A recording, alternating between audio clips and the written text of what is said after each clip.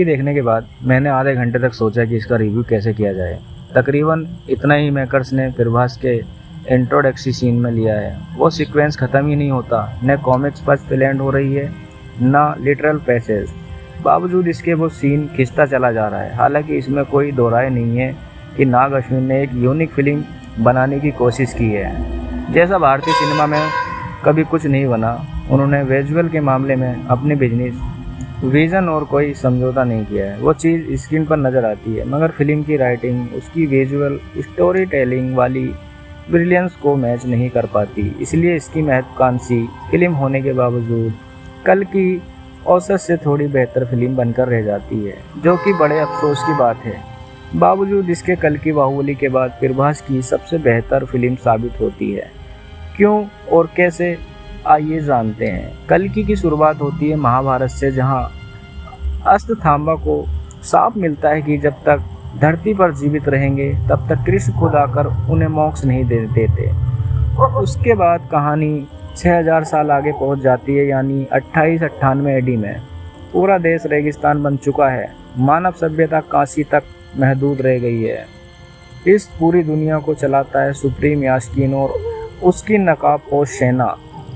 काशी में उसकी एक तिकोनी बिल्डिंग है जिसका नाम है कॉम्प्लेक्स। यहाँ पर फर्टाइल महिलाओं को एक खास वजह से कैद करके रखा जाता है। जो भी यास्कीन की मदद करता है उसे कुछ यूनिट मिलते हैं। जो भी 1 मिलियन यूनिट पूरा कर लेता है उसे पूरी सुख सुविधाएं रहने के लिए कॉम्प्लेक्स में भेज दिया जाएगा।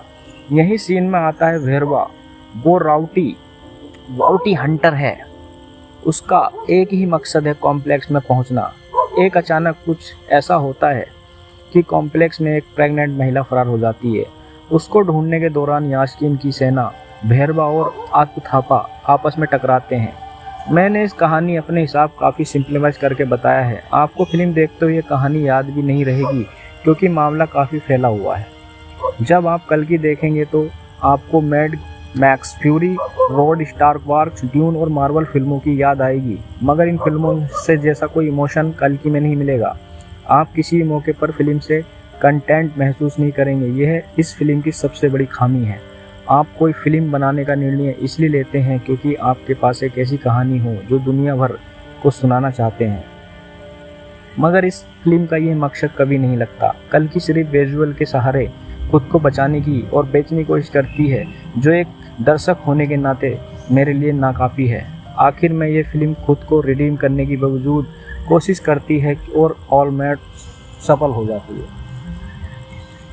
फिल्म का फर्स्ट हाफ बिल्ड यानी कहानी की सेटिंग में आ जाता है। अगर इंटरवल ब्लॉक कर दें और छोड़ दें तो इसे 1.5 घंटे में कोई भी सीन आपके भीतर खींच और निराशा के अलावा कोई भाव पैदा नहीं कर पाता। एक के बाद एक ऐसी चीज़ें घटित होती रहती हैं जिनका मेन प्लॉट से कोई लेना देना नहीं है।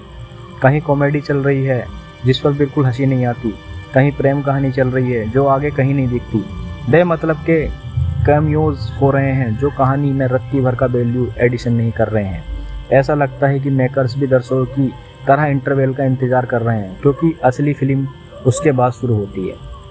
कल्कि इंटरवल के बाद अपनी कमर कसती है, थोड़ी गंभीर होती है, कहानी खुद ही शुरू होती है। भैरवा और अश्वत्थामा के बीच एक फाइट सीक्वेंस है जो फिल्म से उम्मीदें बढ़ाता है।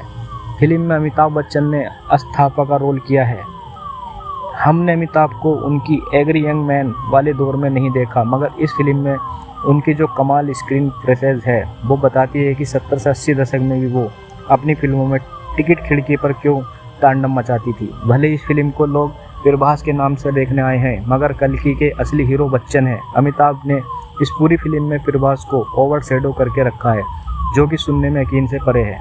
इसलिए आपको सिनेमाघरों में जाकर ये फिल्म देखनी चाहिए। कल्कि आखिर के 40 से 45 मिनट में आपको पूरे रंग में आती नजर आएगी। तब आपको समझ आता है कि नाग अश्विन असल में क्या करने की कोशिश कर रहे थे। भयानक लेवल की विजुअल स्टोरी टेलिंग, शानदार VFX और ज़बरदस्त एक्शन। पहली बार आपके अपने कुर्सियों से चिपक कर फिल्म में पूरी तरह इन्वेस्टेड होते हैं। प्रॉपर थिएटर एक्सपीरियंस, यानी यही सीन कम्युनिटी विंग जैसे कंसेप्ट के में आपको सिर्फ यही नहीं, सीन कल्कि के भारतीय सिनेमा इतिहास की सबसे बड़ी फिल्मों में से एक बना देता है। प्रभास ने इस फिल्म में भैरवा का रोल किया है, जिसकी एक सती और अधपकी सी बैक स्टोरी है। प्रभास एक बार फिर बताते हैं कि वो अच्छे एक्टर नहीं है, मगर फिर एलिवेशन सीन्स में उनके स्टारडम का कोई शान ही नहीं है। वो फिल्म के क्लाइमैक्स में फॉर्म में आते हैं और तोड़फोड़ मचा देते हैं। उसके अलावा वो फिल्म के अधिकतर हिस्सों में स्लीप वॉकिंग करते पाए जाते हैं। अमिताभ के साथ जो उनका एक्शन सीक्वेंस है उसमें उनका काम अच्छा लगता है। दीपिका ने फिल्म में सुमति का रोल निभाया है जो कॉम्प्लेक्स से फरार हो गई थी। वो इस फिल्म का ज़रूरी सबसे बड़ा किरदार है, मगर दीपिका के पास परफॉर्म करने का कोई स्कोप नहीं है। वो कमोबेश हर सीन में सिर्फ दुखी नज़र आती है। कमल हसन ने सुप्रीम यास्कीन को कैरेक्टर प्ले किया है, मगर वो इस फिल्म में बदमुश्किल 2-3 सीन में नज़र आते हैं। उनका किरदार कल्कि के अगले पार्ट में फुल फिल्म में रोज नज़र आएगा। इसके बाद के साथ फिल्म ये ख़त्म होती है। तो मिलते हैं आपको नेक्स्ट पार्ट के लिए, तब तक के लिए धन्यवाद।